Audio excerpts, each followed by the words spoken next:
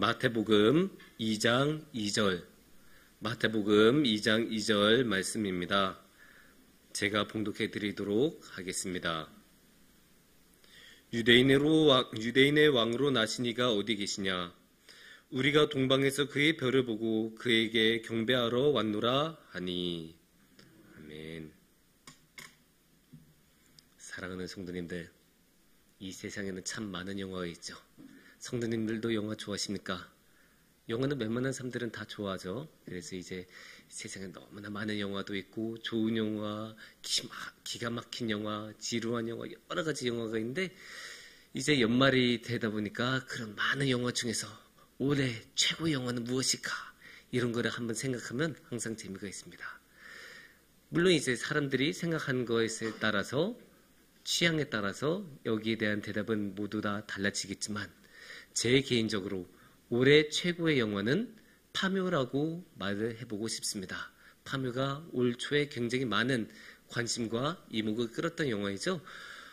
그래서 이제 굉장히 많은 사람들이 보고 영향력도 굉장히 컸던 영화인데, 사실 제가 이 파묘라는 영화를 보면 좀 놀라운 부분이 있어요. 이 파묘라는 영화는 뭐 귀신도 나오고 좀 이상한 그런 것들도 많이 나오는 그런 영화인데, 그런 영화의 장르를 오컬트 영화라고 하는데, 이런 오컬트 영화가 원래 흥행해서 잘 되기가 어려워요.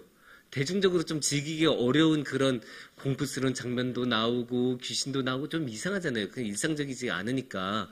원래 그렇게 인기가 많은 영화가 많기가 어려운 영화 장르인데도 1,000만 명이 넘게 봤어요. 엄청난 히트를 쳤다고 할 수 있죠. 특히나 요새 영화가 잘 안 된다고, 흥행이 잘 안 된다고 모두 다 아우성인 이런 시대에 굉장히 흥행하기 어려운 장르로 흥행을 했어요. 이것만 봐도 이 영화는 정말로 뭔가 특별한 게 있구나라는 생각을 할 수밖에 없는데, 이 파묘라는 영화가 흥행한 데는 여러 가지 이유가 있겠지만, 저는 그 중에 하나로는 이 영화는 그냥 무슨 귀신 나오고 뭐 어쩌고저쩌고 이런 영화가 아니고, 이 영화는 궁극적으로 민족의 이야기를 다뤘기 때문이라고 생각합니다.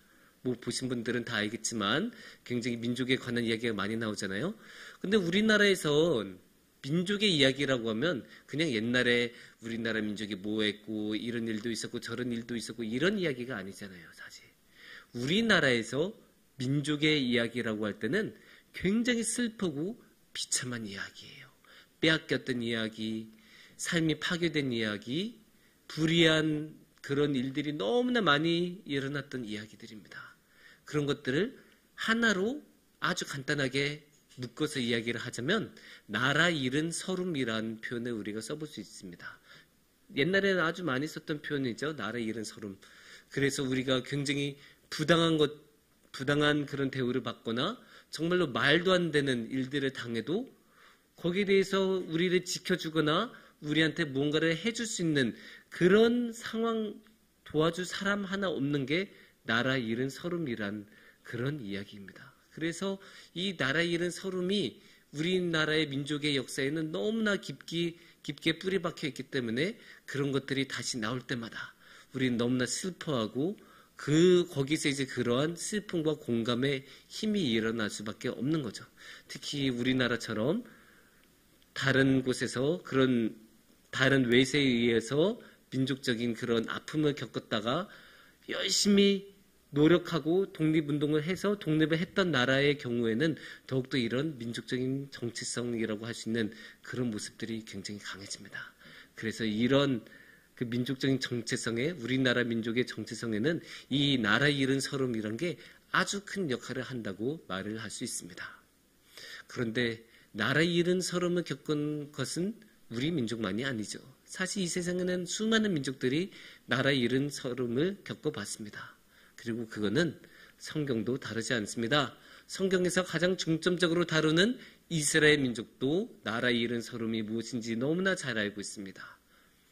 이스라엘 민족은 외세 침략도 많이 당했지만 구체적으로는 결국 아시리아에 의해서 북이스라엘이 멸망하고 바벨론에 의해서 남유다 왕국이 멸망하면서 나라를 완전히 잃어버리는 그런 경험도 있었고, 어떻게 열심히 노력하고 주님의 은혜에 의해서 다시 한번 유대 민족에 의한 그런 국가가 세워지기는 했지만 그것도 나중에 결국 로마 제국에 의해서 멸망당하고, 그렇게 이 이스라엘 민족도 나라 잃은 서름이라는 것을 너무나 잘 알고 있습니다.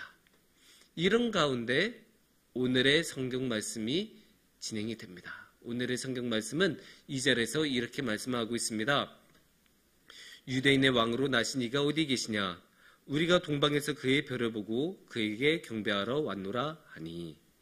이게 사실 굉장히 유명한 이야기죠.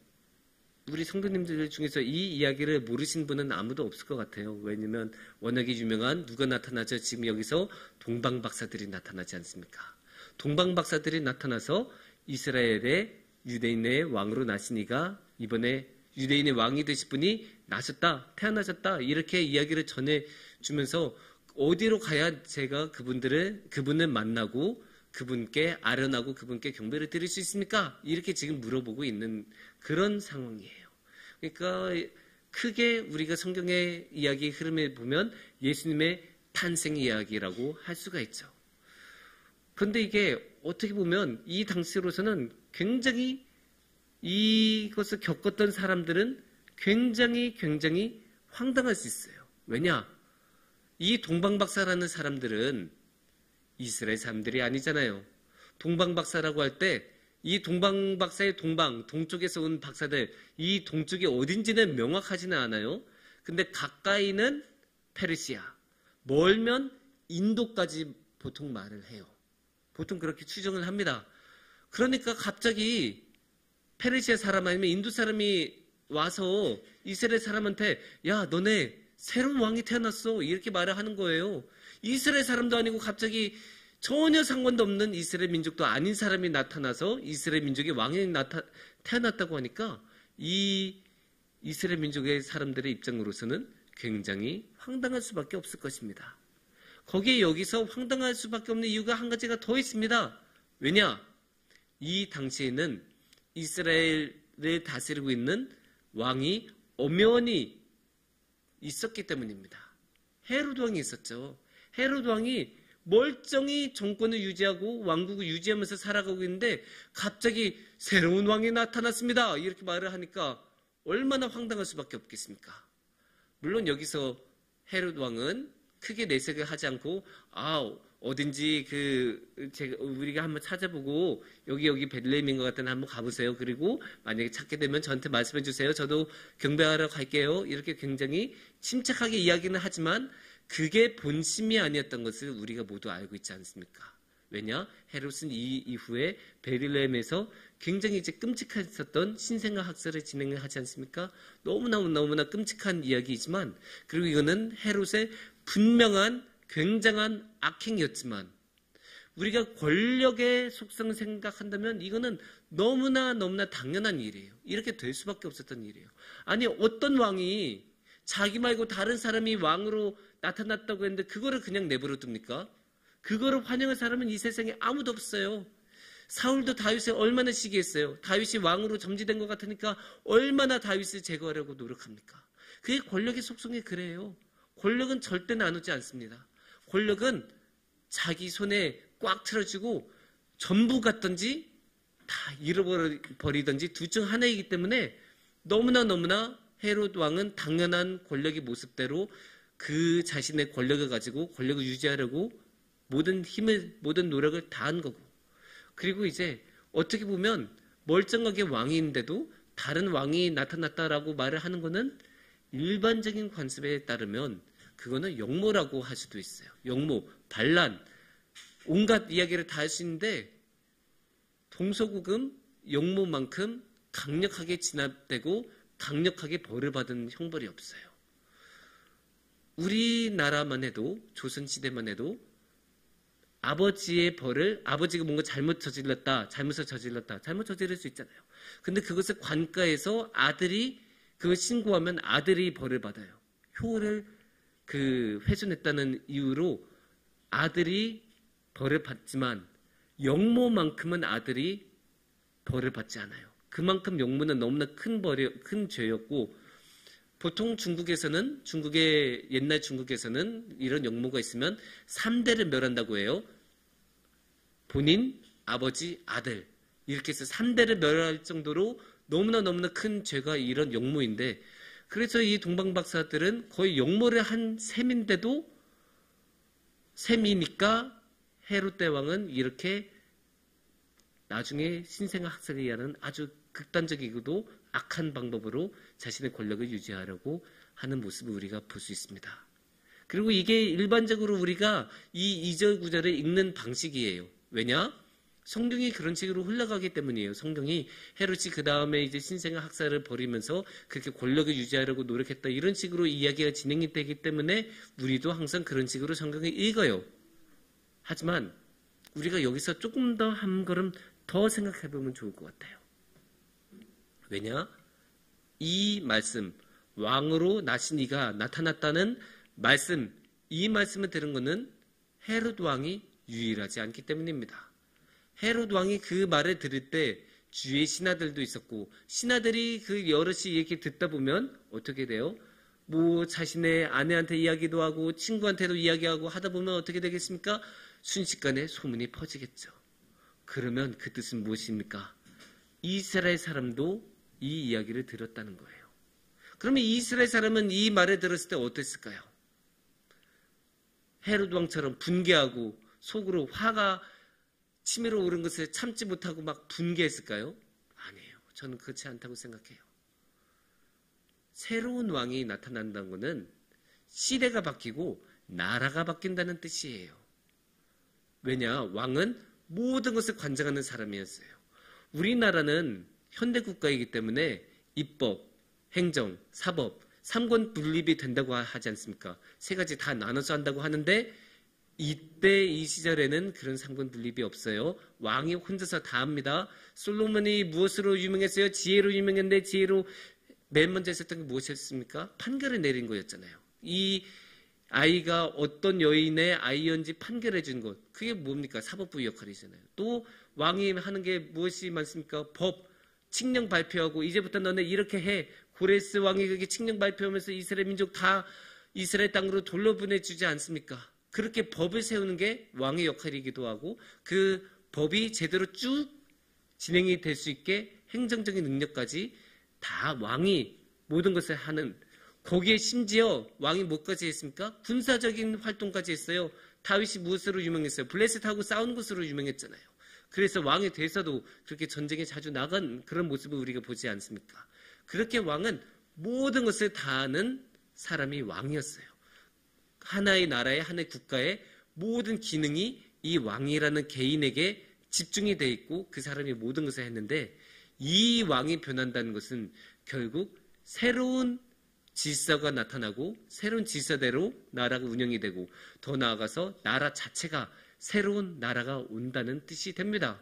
그러니까 이스라엘 백성의 입장에서는 자신들이 마음에 들지 않는 이 이두메라고 하니까 이거 에돔이거든요. 에돔족 속인 헤롯 왕이 지금 자신들을 다스리고 있고, 또 로마 제국의 그런 압제를 당하고 있는데, 이제 그 모든 것에서 벗어나서 이스라엘의 새로운 왕이 나타나는구나, 그렇게 받아들일 수 있지 않겠습니까? 그게 이상한 게 아니에요. 왜냐? 2절 말씀을 우리가 또 한 번 볼게요. 2절 말씀을 우리가 다시 보면 이렇게 나옵니다. 유대인의 왕으로 나신 이가 어디 계시냐? 그냥 왕이 아니에요. 아무 왕이 아니에요. 유대인의 왕이에요. 이게 무슨 뜻이겠습니까? 이스라엘 사람을 위한, 이스라엘 사람들만의 왕이라는 거예요. 그러니까 이스라엘 민족의 왕이니까 이 왕은 어떻겠습니까? 이스라엘 사람들의 사정을 제대로 이해하고, 이스라엘 사람들의 문화를 존중하고, 그리고 무엇보다 이스라엘 사람들의 신앙을 중요하게 여기는 왕이 왕위를 얻는다는 뜻이 아니겠습니까? 그래서 당연히 이스라엘 사람들은 어떤 기대를 하겠습니까? 우리 문화를 잘 아는 분이 왕이 되시니까 그분은 우리가 우리 문화대로 사는 것, 우리의 신앙대로 사는 것을 방해하시지는 않으시겠지. 우리가 신앙대로 하나님의 뜻대로 사는 것을 막지 않으시겠지. 그거를 도와주시는 분이시겠지. 그렇게 믿고 그런 기대감을 갖는 그런 상황이에요. 그렇기 때문에 이 유대인의 왕이 새로 나셨다, 유대인의 왕이 태어나셨다는 말은 그 자체로 복음인 거예요. 이스라엘 민족에게는 그것 자체로 놀라운 구원의 소식인 거예요. 지금까지는 항상 압제당하고 자신들이 원하는 대로 예배도 드리지 못하고 자신들의 신앙대로 하면 안 되는 것 강요받고 이랬던 사회와 이러한 문화 가운데서 드디어 주님을 믿는 대로 살아갈 수 있는, 주님의 뜻대로 살아가도 박해받지 않고 다른 것들을 강요당하지 않는 그런 왕이 온다, 그런 사회가 온다, 그런 나라가 온다라고 하기 때문에 이것 자체로 이스라엘 민족에게는 너무나 기쁜 소식이고 다시 한번 가슴이 두근거리고 다시 한번 희망이 샘솟는 복음의 말씀인 거예요. 이 왕이라는 말 자체가, 유대인의 왕이라는 말 자체가 이스라엘 사람들에게는 놀라운 구원의 소식이었습니다. 그런데 이런 면은 우리도 크게 다르지 않습니다. 물론 우리는 왕이 없는 사회예요. 그래서 우리가 왕이 나셨다라고 했을 때 그게 직감적으로 오지는 않을 수도 있어요. 하지만 우리가 이스라엘 민족하고 공유한 건 있어요. 무엇입니까?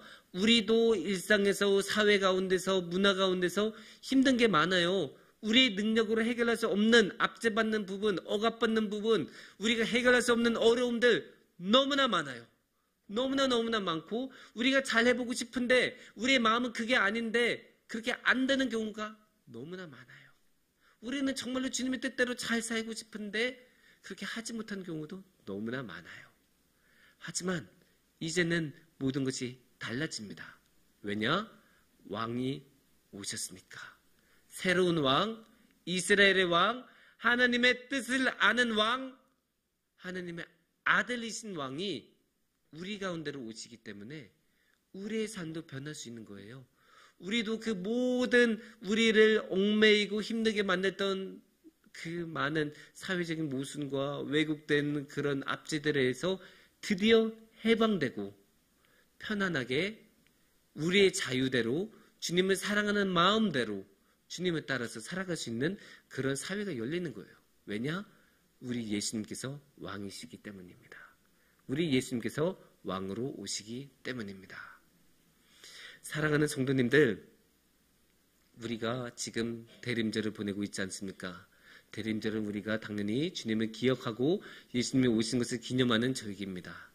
그래서 특히 우리가 이번에는 이 대림절 주간에는 왕으로 오신 예수님에 대해서 조금 더 생각하고 기억하고 마음속에 깊이 묵상했으면 좋겠습니다. 그래서 우리 삶 가운데서 어려운 것들, 우리의 능력으로는 도저히 어찌할 수 없는 것들, 그런 것들 모두 주님 앞에 가지고 나오고 우리의 새로운 왕이신 주님께 모두 맡기고 그 주님을 만나기를, 그 새로운 왕을 만나기를 바라면서 이 대림절 주님과 함께하기를 축원합니다. 함께 기도하겠습니다.